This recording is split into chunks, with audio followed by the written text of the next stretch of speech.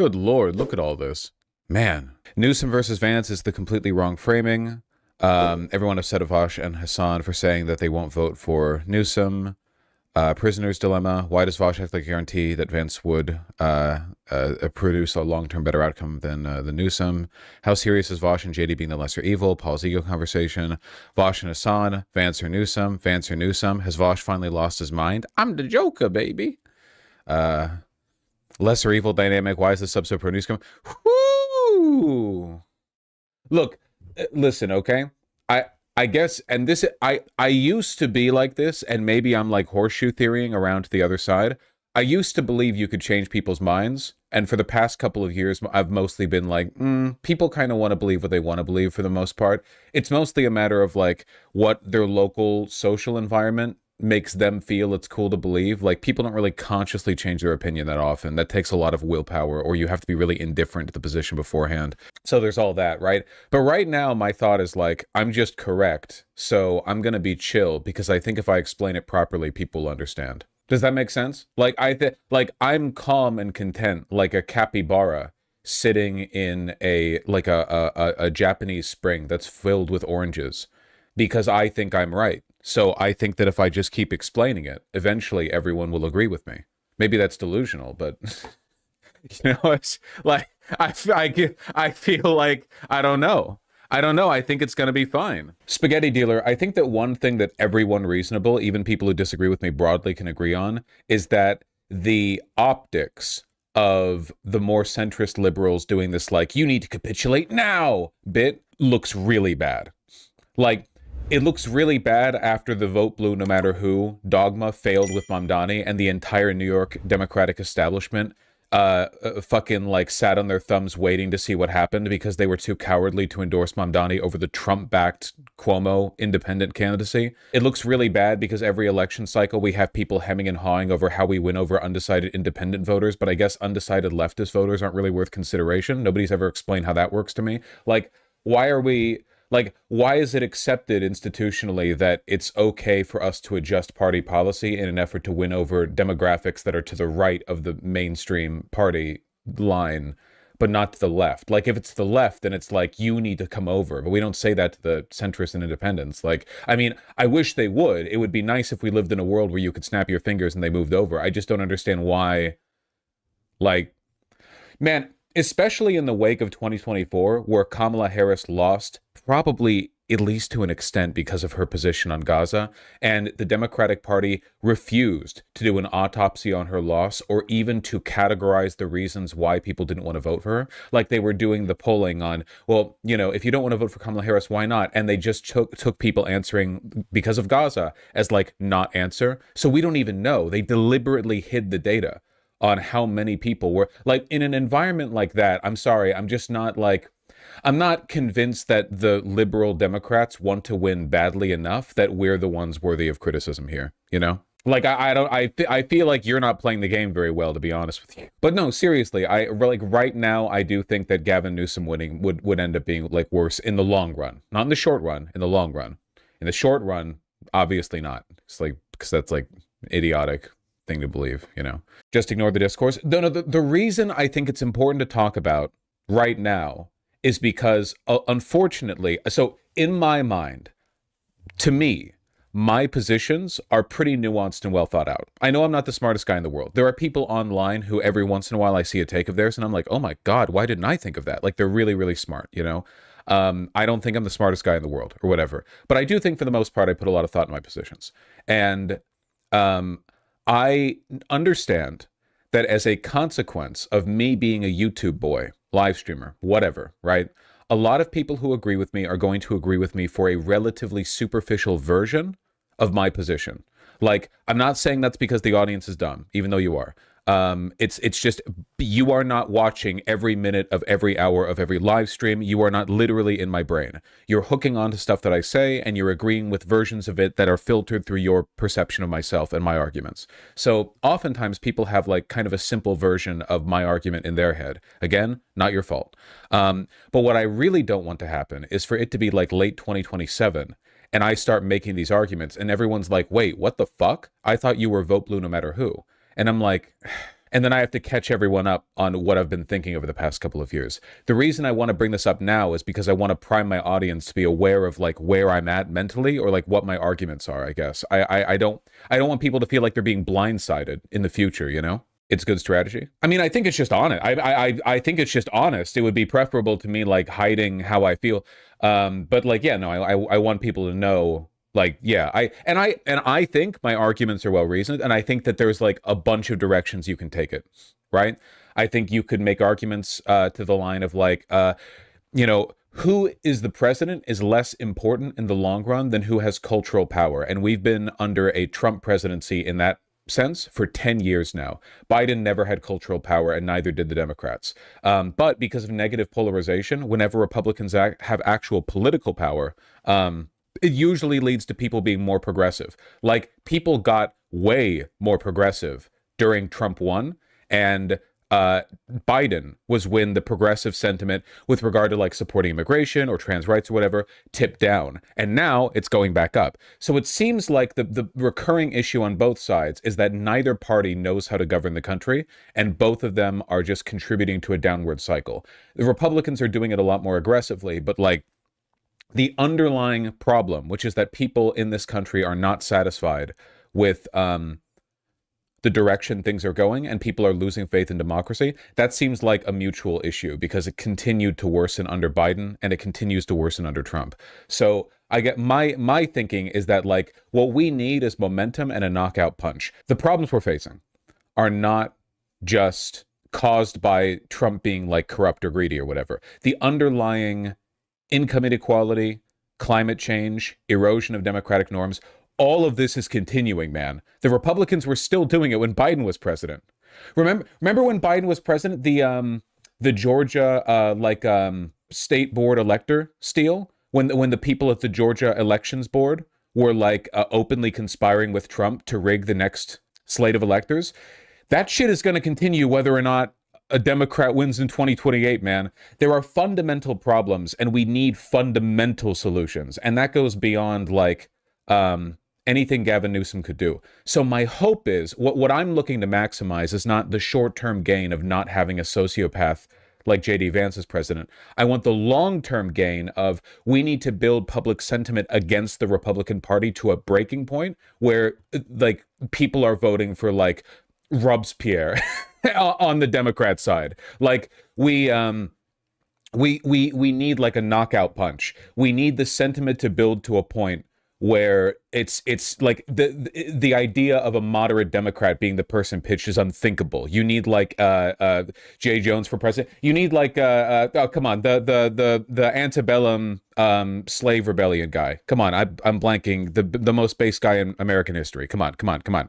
John Brown, thank you. It's the easiest name to remember. I mean, it's so generic. Yeah, John Brown. It's like the name you would come up with if you thought of like a guy in 1850 who loved black people. Anyway, I think that like you, yeah, it is a J.K. Rowling name. I want that knockout punch, and I genuinely think if you math it out, the arguments for my position on this are really strong, based both in contemporary and historical evidence. That like if we elect Gavin Newsom, all it's going to do is, for the next decade, suppress the votes of Democrats who believe now that there's nothing they can do. Like, the Democratic Party will never give them what they want. Right now, what we have right now, literally record disapproval of the Democratic Party, in large part because people think that they're weak in how they handle the Republican Party. You know? I think I think like that sentiment needs to build until the Democrats are sort of prove them wrong, I guess. I think. I don't know. I think. That's the idea. I can, if people really want me to, I will type up the reasons why I believe what I believe, and I will do like a 2-hour video where I explain every element of my belief on this and all of the supporting evidence that I think contributes to it, which is substantial. It's not, I can't keep it all in my head like on the off the cuff, because I don't want to make like an incoherent version of the argument. You're advocating for a rock bottom solution that comes with terrible consequences and no guarantee that it rebounds something greater. I genuinely, like, this is what I would want to make the argument for, because you're under the mistaken impression that I'm not making a lesser evil argument when I am. I'm making the harm reduction argument. Like, for one, there are no guarantees ever. So like, that's not, I mean, yeah, I can't offer a guarantee. I never could. No one can. But in terms of like, in an immediate sense, do you think that more people will be hurt? I think Gavin Newsom. Yeah, I think that's the hurt angle. I think that's the worst path to take. I'm not making like an abstract, well, in the long run, the political viability will increase. I mean, like within my lifetime, how many people will be hurt? You know, that kind of thing. But we do have to think more than one election in the future. That being said, even just within the presidency, there is a very real possibility that the cultural blowback to a Gavin Newsom presidency would enable more harm than J.D. Vance could ever do through actually like having the auspices of the president. If you assume, fairly so, that J.D. Vance would be no more effective in implementing his agenda than Trump is now, he would probably be less effective. And then you take a look at how much anti-woke whiplash there was against the Democrats when Biden was in charge. I don't know. It's possible the cultural harm might actually, even within that 4-year span, end up being worse. In the same way that, like, okay, like, how do I put this? You know how in Hungary, Orban has been in charge for a while and his rule has kind of like degraded, and now it seems like he might be on his way out soon and nobody really likes him? Imagine if Orban, the first guy that replaced Orban, was a super corrupt collaborationist, ineffective liberal who just acted a lot like Orban did. You know, wouldn't that be more harmful than having Orban in for another election cycle?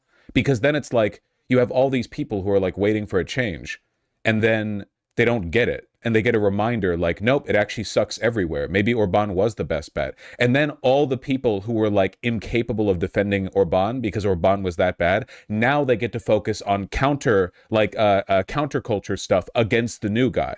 Like, Republicans can barely defend Trump. They won't be able to defend JD. I guarantee you they'll be able to attack Gavin Newsom. And that might actually like shift more people over to the right, because that's what happened under Biden. That's what happened under Biden, isn't it? Support for Trump dipped during his first term, and now it is during his second. But under Biden, he went from a persona non grata after Jan 6 to being the guy who would win the presidential election. And that was because it was easier to attack Biden than to defend Trump.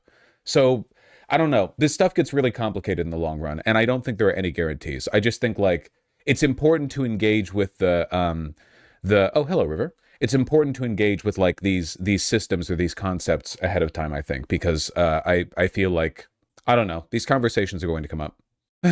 Just joined. So are you saying in a scenario where it's Newsom versus Vance, you're saying it's preferable to have Vance over Newsom? That's the argument that I'm making right now based on the evidence, like I guess the information, the perception I have right now.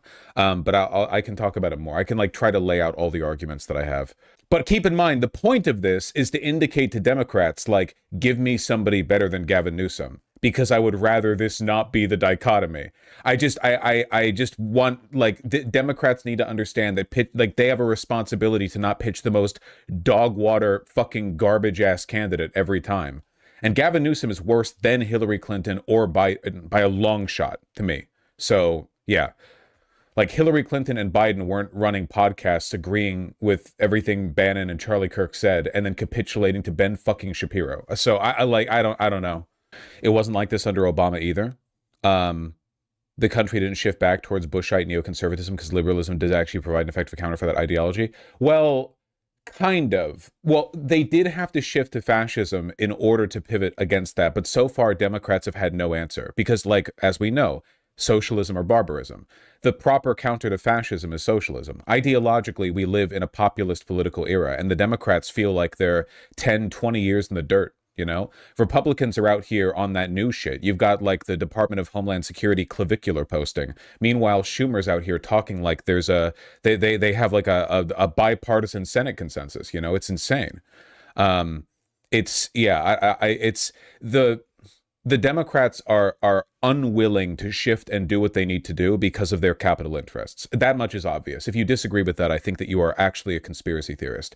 The only explanation for the degree of abstemiousness, weakness, capitulation that you see on the part of the Democrats, the fact that they keep not adopting positions that would be politically beneficial and like optically beneficial, the reason for that is because they are beholden to your lobbying groups, your consultants, whatever else, you know. If you think otherwise, I think you're delusional. So like, unfortunately, that's going to keep being a problem. That's going to keep being a problem, right?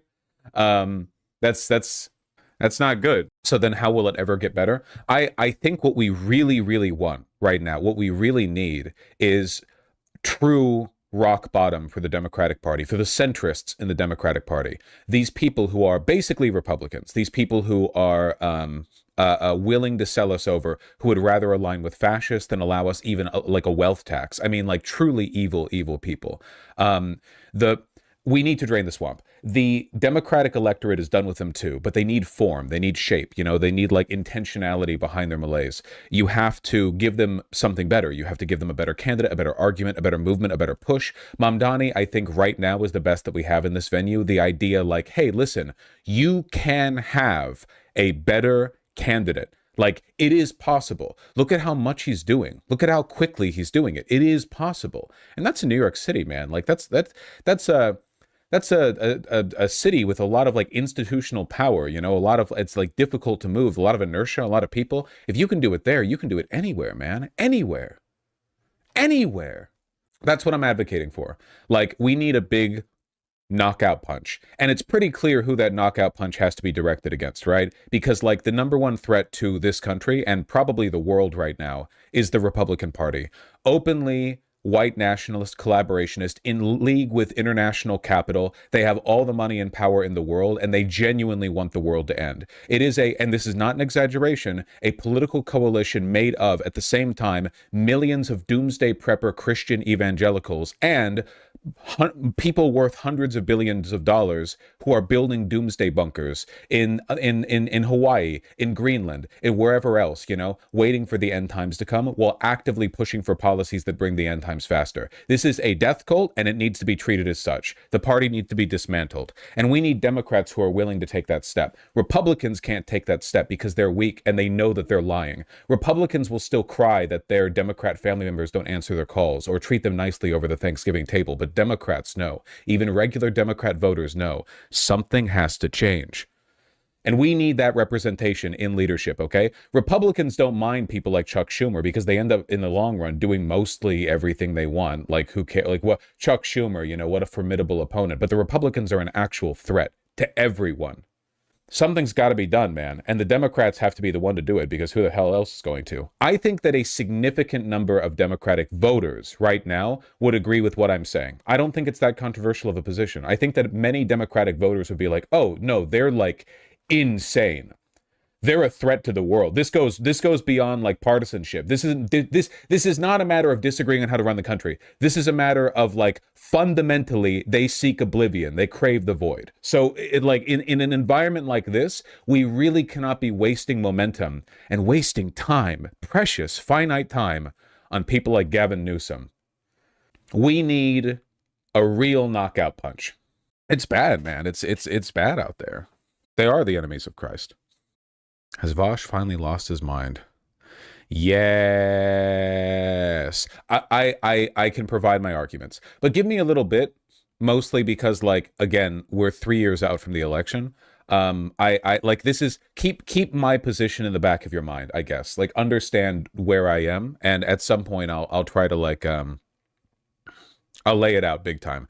It's not specifically about Gavin Newsom. It's about, like, the nature of politics and what we stand to lose or to gain in the long term. Are we doing subreddit drama? Nah, it's good. I mean, I appreciate you guys arguing over it and stuff. It's just like, you know, I just want us all to be on the same page.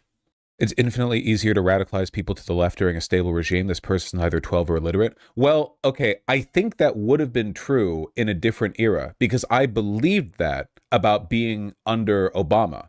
I believed that because I was making historical arguments about the past, where if people were less fearful under like a Trump presidency, they'd be more willing to experiment on a left-leaning candidate. But I think the problem there is that it assumes that the Democratic Party is not openly antagonistic towards that sentiment within its own party.